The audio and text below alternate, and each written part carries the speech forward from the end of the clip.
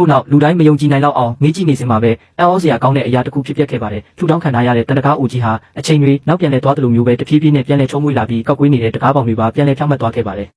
စက္ကန့်ပိုင်းအတွင်းမှာတင်တောက်ပပြောင်လက်နေတဲ့စတီတကားကြီးတစ်ခုဟာဖုတ်ကောင်တွေရဲ့တိုက်ခိုက်မှုကိုအာကိုတကြီးကာကွယ်ပေးထားပါတယ်ဖုတ်ကောင်တွေတိုးဝရိုက်ခတ်တန်တုံးတောက်ပဲထွက်ပေါ်နေပြီးတကားကြီးကတော့အကြံ့ခိုင်ဆုံးရက်တည်နေပါတယ်အလုံးယုံတစ်ခုလုံးတေချင်းတရက်လိုတိတ်ဆိတ်သွားခဲ့ပါတယ်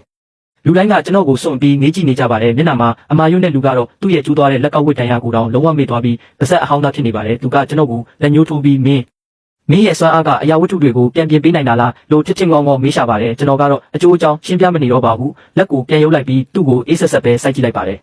ကဘာပြက်ကတ်ထဲမှာတော့အင်အားတစ်ခုတည်းကသာအရေးပါဆုံးအရာဖြစ်ပါတယ်စောကကျွန်တော်ရဲ့ရက်စက်မှုနဲ့အခုမြင်တွေ့လိုက်ရတဲ့အံ့ဖွံ့ဖွယ်စွမ်းဆောင်ရည်တို့ပေါင်းဆက်သွားတဲ့အခါအမာရွတ်တဲ့လူရဲ့တွန်းလှန်ခြင်းစိတ်တွေလုံးဝပြာကျသွားခဲ့ပါပြီသူကျွန်တော်ကိုကြည့်နေတဲ့မျက်ဝန်းတွေထဲမှာလောဘရိတ်တွေမရှိတော့ပဲရင်တွင်းနဲ့ကလာတဲ့အသေးတုံအောင်ကြောက်ရွံ့မှုတွေပဲအစားထိုးဝင်ရောက်သွားပါတယ်အကိုကြီးကျွန်တော်ဘယ်လိုလူနဲ့လာရှုံးမိလဲတကယ်မသိခဲ့လို့ပါအကိုကြီးလိုလူမျိုးကကျွန်တော်လိုကောင်းကိုစိတ်ထဲမထားပါနဲ့ဗျာကျွန်တော်တလုံးမှပြန်မပြောဘဲမိဘတွေစီပဲရှောက်သွားလိုက်ပါတယ်အမေကကျွန်တော်ကိုစိုးရိမ်စိတ်ဂုဏ်ယူစိတ်တွေနဲ့အတူတခါမှမမြင်ဘူးတဲ့လူတယောက်လိုမျိုးဝေခွဲမရတဲ့မျက်ဝန်းတွေနဲ့ကြည့်နေပါတယ်ကျွန်တော်အမေလက်ကိုစုပ်ကင်လိုက်ပြီးစိတ်အေးသွားအောင်အကြည့်တစ်ချက်ပေးလိုက်ပါတယ်အမေစိတ်မပူနဲ့တော့တားရှိတယ်ပြီးတော့ကြောပိုးအိတ်ကြီးတဲ့ကနေအလိုလျောက်အပူပေးတဲ့ထမင်းဘူးတစ်ပူအသားတစ်ချောင်းနဲ့ရေတန်းတစ်ပလင်ထုတ်ပြီးကမ်းပေးလိုက်ပါတယ်အမေဖေ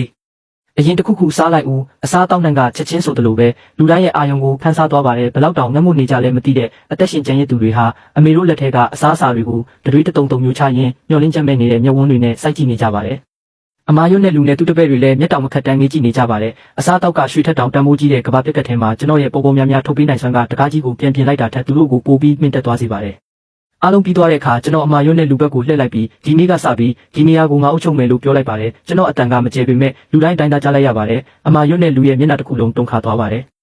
နောက်ဆုံးမှာတော့သူအရှုံးပေးတဲ့အနေနဲ့ခေါင်းငုံသွားခဲ့ပါတယ်ဒီစက်ရုံအခြေစိုက်စခန်းကိုတိမ့်ပတ်ရတာကကျွန်တော်ထင်ထားတာထက်ပိုပြီးချုံးမွေးခဲ့ပါတယ်အဆုံးမဲ့တဲ့အင်အားနဲ့အရှံပဲရှိတဲ့ရိတ်ခါတွေရှိမှအမာရွတ်နဲ့လူရဲ့တေးတိမ်လာတဲ့အာဏာဟာချက်ချင်းပဲပြိုလဲသွားခဲ့ရပါတယ်